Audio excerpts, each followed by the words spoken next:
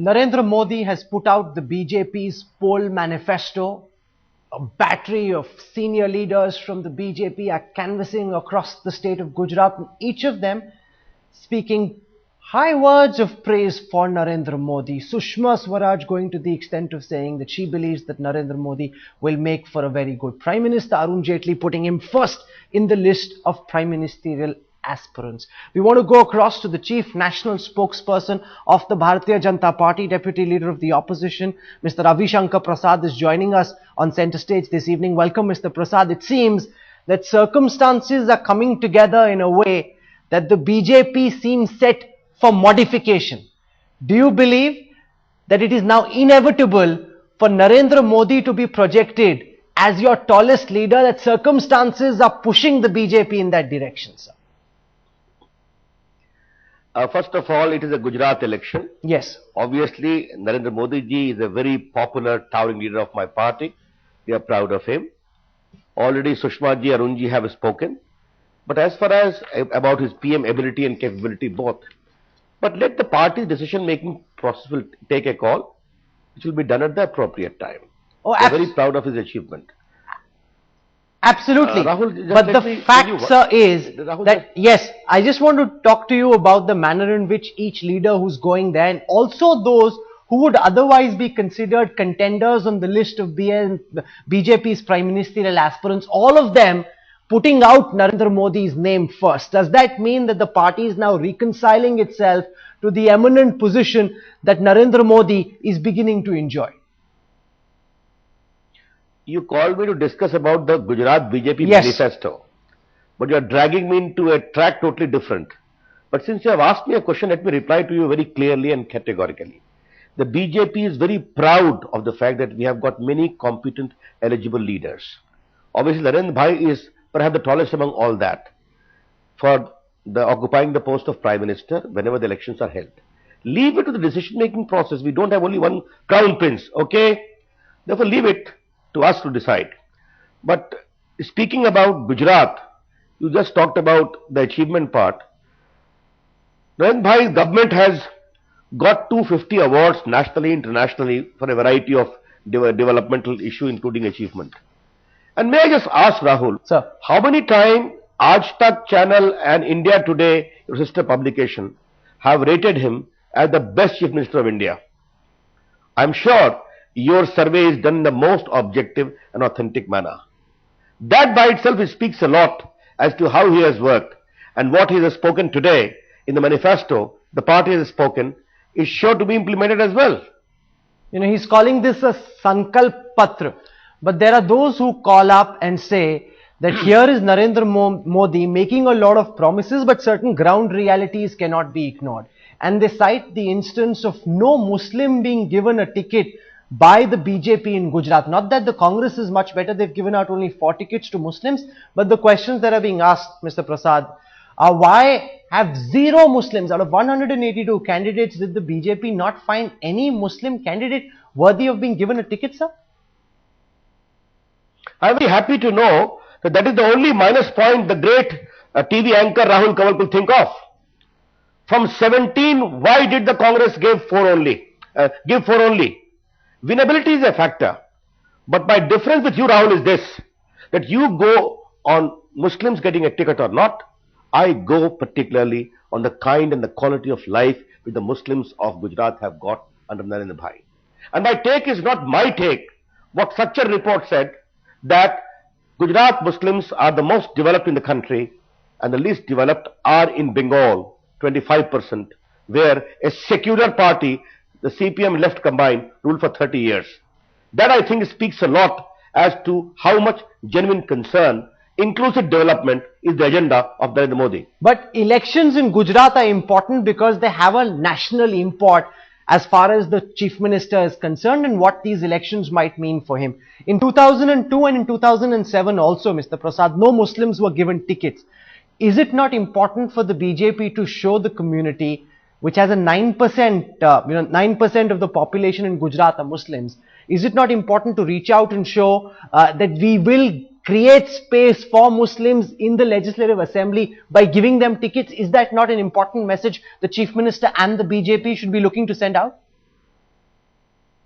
I would reply that this is not the way to judge Narendra Modi's and BJP's governance record in Gujarat. After all, the largest number of Muslims police officers per thana are posted in Gujarat in the entire country. The development record in terms of employment, in terms of power generation, in terms of their handicraft development is the biggest in the country in Gujarat. And let me ask you, Rahul, if out of 18,000 villages total, all have 24 by 7 uninterrupted power, did Narendra Modi government exclude the Muslim dominated village? It did not. Therefore, you are hankering for one seat or two seat. When I say winnability is a factor, other considerations are a factor. I am saying see the general record of development, sense of fulfillment and satisfaction of the Muslims as a whole in the state of Gujarat, like others too have.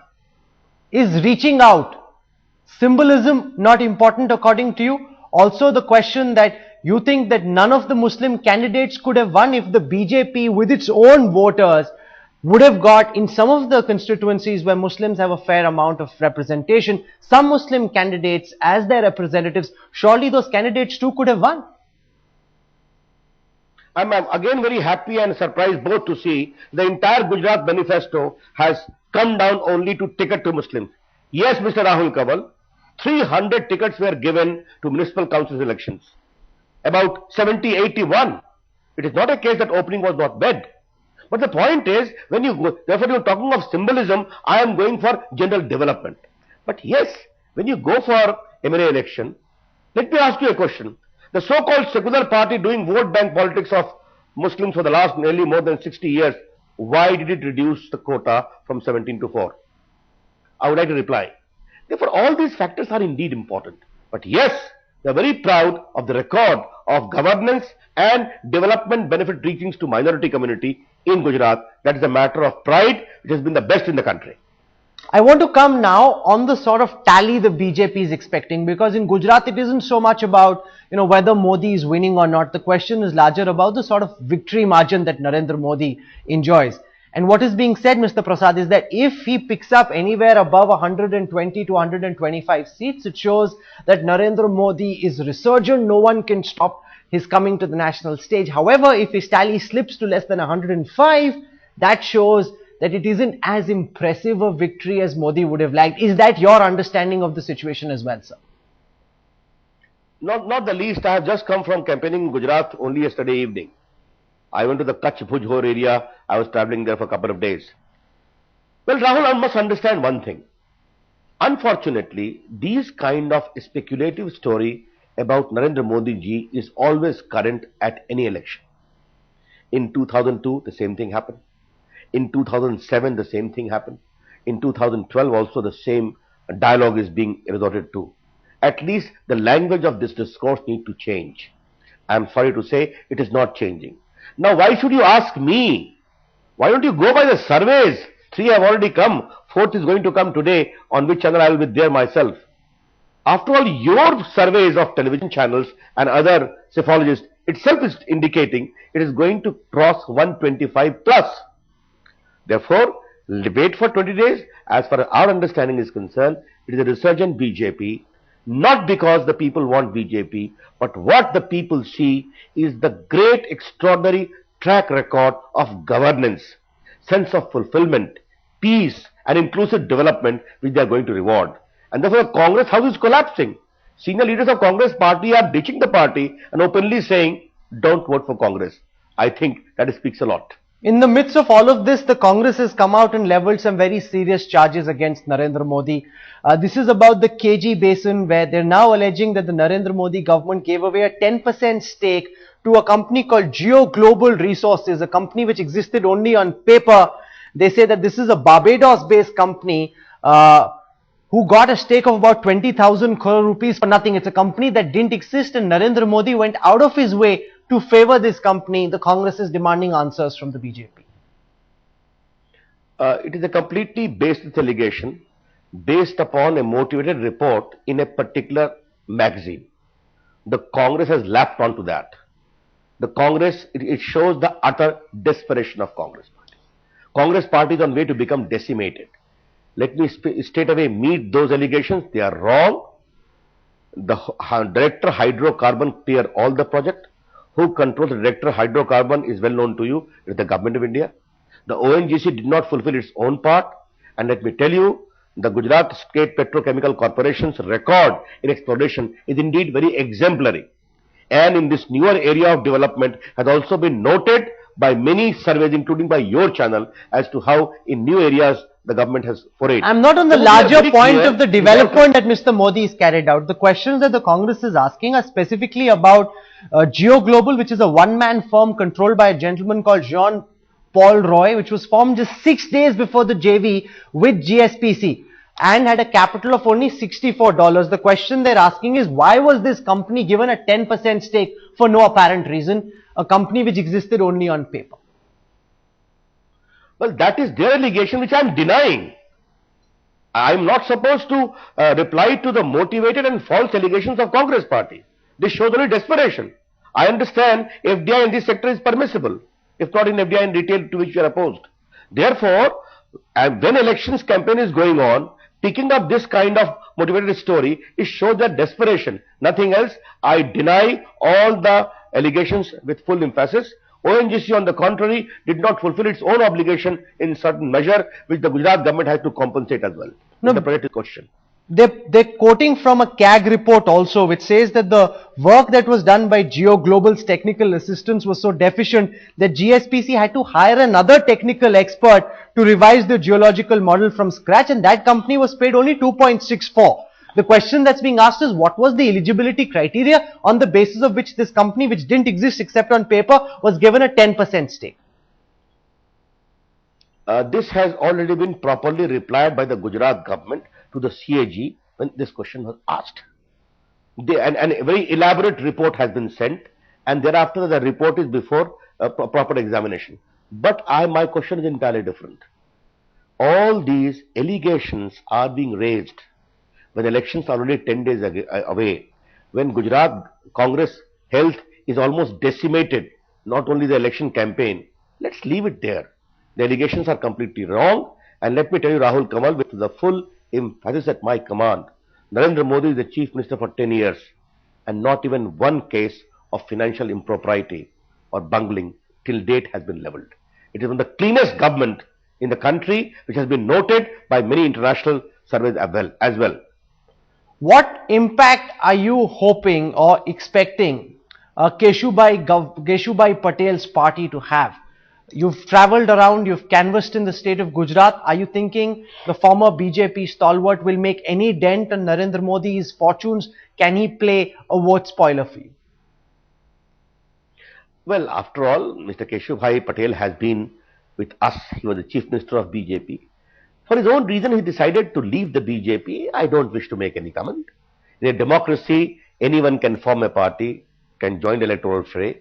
There's freedom available even to the young Rahul Kamal to join his luck in politics. Good luck to him. No. But the people of Gujarat have already decided that Narendra Bhai must be returned with a convincing, conclusive, thumping majority. Well, I absolutely have no intention of trying my luck in politics, but I have another question for you, Mr. Prasad. This has to do with Narendra Modi's ability to keep people with him. Keshubai Patel feels left out. The VHP is very cut up with him. Sanjay Joshi had to be moved out because of Narendra Modi's insistence. For a man you're projecting as a possible prime minister in the future, should he not be more inclusive in his style of governance? Because India is not Gujarat. And if he wants to run India, he needs to be far more inclusive than he is. That's a criticism that's often levelled at him. But first of all, Narendra Bhai's inclusive development is there for you to see at the ground level. What about inclusive politics? The Dalits, the scheduled tribe, the Muslims, the backwards, and everyone. Now, as far as inclusive politics is concerned, that is your perception. I'm sorry to say, the people differ and we also differ too. I know Narendra Bhai has the widest consultation possible on a whole variety of issues. Therefore, 1-2 instances, people having a different take to make it too judgmental on the whole persona of Narendra Bhai, I don't think that is No, but fair, the VHP has come out on record. The VHP earlier used to work so closely with the BJP, especially in Gujarat. Their leaders have come out on record saying that they are being marginalized. Sanjay Joshi was forced out of the BJP. Keshubai Patel, who's in the BJP his entire life, being forced out as well. Does that not indicate to you a trend and a pattern, Mr. Prasad? certain individual of even the parivar have a different take, they can have a different take. Many of the members have different take about Bihar, different take about Madhya Pradesh. Okay. Leave it to that. But the larger issue, I must tell you very clearly and categorically, the entire parivar cadre is working for the party, is working for Narendra Bhai. Don't forget, Narendra Bhai is also a Swayam Sevak, has been a Pracharak. And let me tell you, those things are aside. Today, his record of governance is too well known, which has gone to the people who are keen, almost very clear, he has to be brought back with a thumping majority. Leave it at that. Okay, I know you will keep on punching negative. I know you will keep on punching negative hole. That is your speciality. But I'm sorry to say, I have my very respectful difference with you. Well, I am going to leave it at that. It seems for the time being that Narendra Modi is an irresistible force, and BJP leaders are putting aside their personal ambitions and falling in line behind their preeminent leader. His move from Ahmedabad to Gujarat, from Ahmedabad to Delhi, is no longer a matter of speculation. It will happen sooner than later, and events will start unfolding immediately after the Gujarat elections. Mr. Ravi Shankar Prasad, for joining us with your candid perspective and center stage this evening. Thank you very much, sir. Thank you. Thank you.